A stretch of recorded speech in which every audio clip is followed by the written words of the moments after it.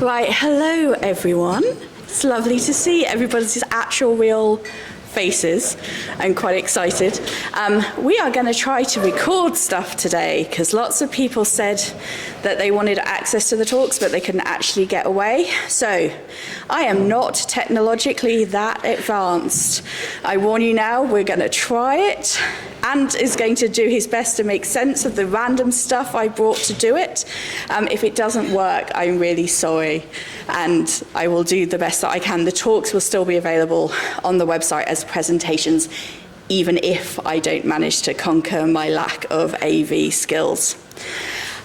So thank you so much for coming to the delayed 2020 Environment Network session.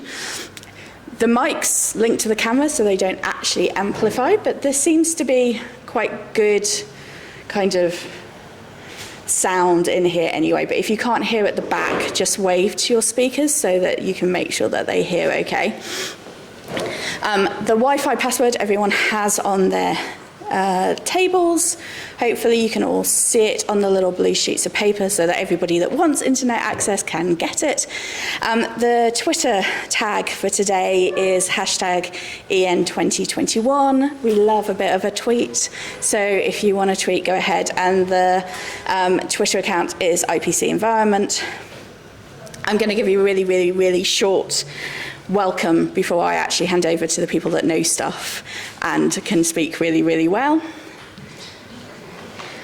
I just wanted to give a brief kind of introduction to the network for people who haven't been here before. I know that we have a lot of really familiar faces who've been with us from the start, but for those of you that haven't been with us before, the aim of the network is really to support people in clinical, scientific, and actually other roles to talk about environmental infection control.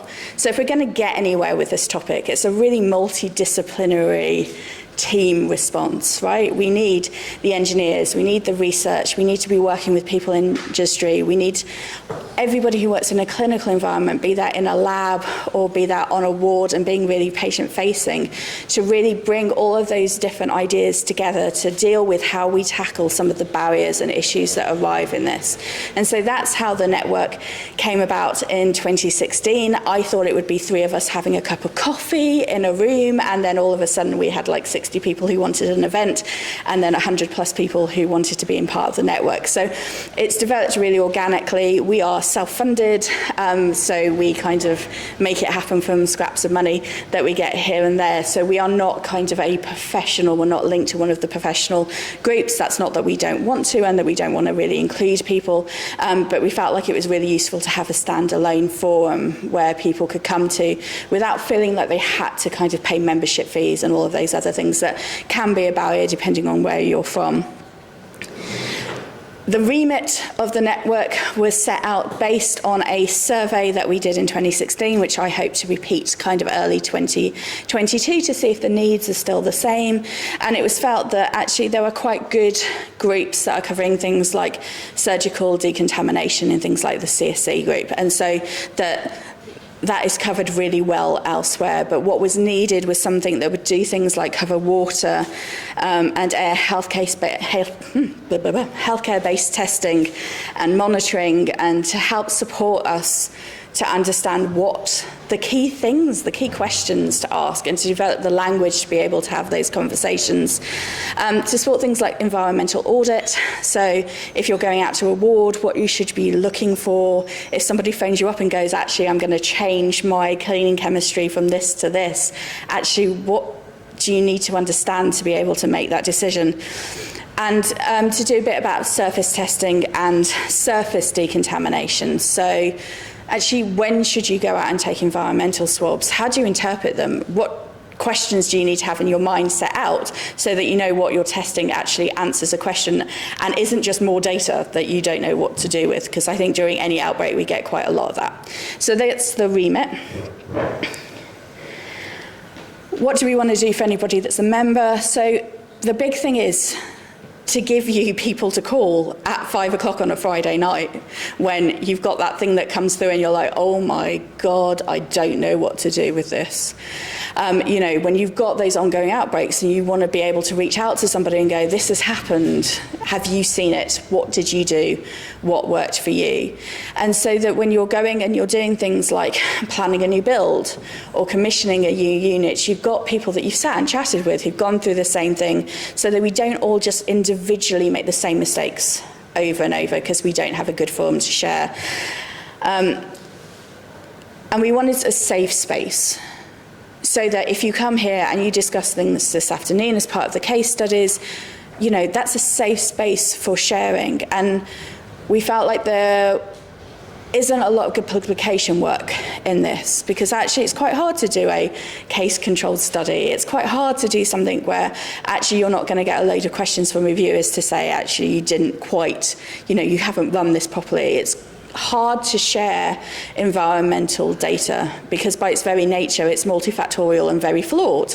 And so you understand when it goes to an academic journal that they're asking you for things like you would set up a proper study, and you're like, well, actually I can't control what parents do in my space or what that visitor did over there. It's actually really hard to capture all of that data. So to give us a way of sharing that wasn't reliant on the pre-existing kind of mechanisms that actually mean you can't share the nitty-gritty.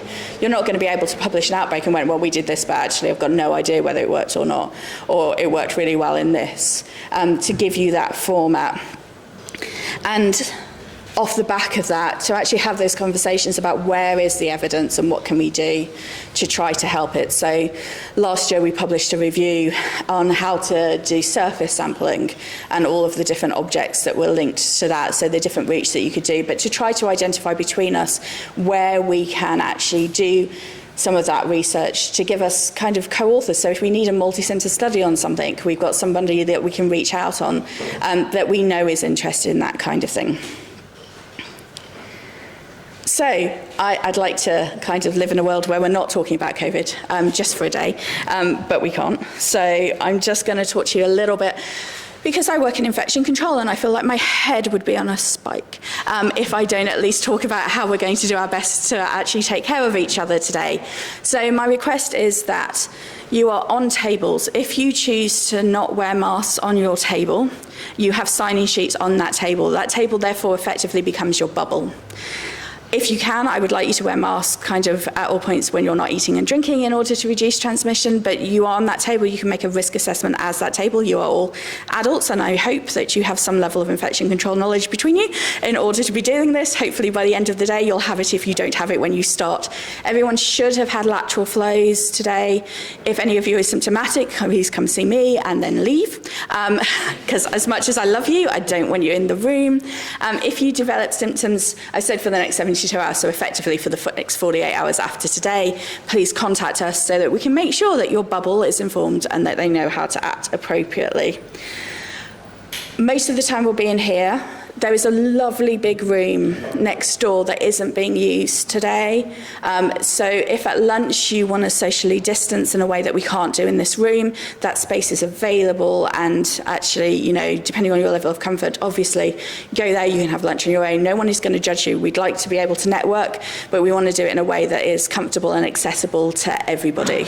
And I just think we have to bear that in mind. Other things, Rachel, stick your hand up. Rachel is going to take photos today. If you do not want photos of you, please tell her so that she can A, avoid taking them, or B, if she has taken any, she can go through and delete. These are just to support kind of website recording, all of those kinds of things, so that we have them for future events, and just because it's lovely to see who you are and to remember who was here. Right, there is an evaluation via Slido. Slido, you can just Google search Slido, it will take you through. The code is EN 2021. As I said, we self-fund by scraps of money to run these events, and so it's really useful to have your feedback to make sure that we're hitting the right notes for you, because this is a network by us, for us. So if anyone wants to get involved, if anyone wants to do anything, I will show you the new website later on today. If you want to engage, this is not for me and it's not for anybody else. It's for all of us together to share learning, and it needs to support what you need. And the only way we can do that is by hearing from you. So that is definitely enough from me.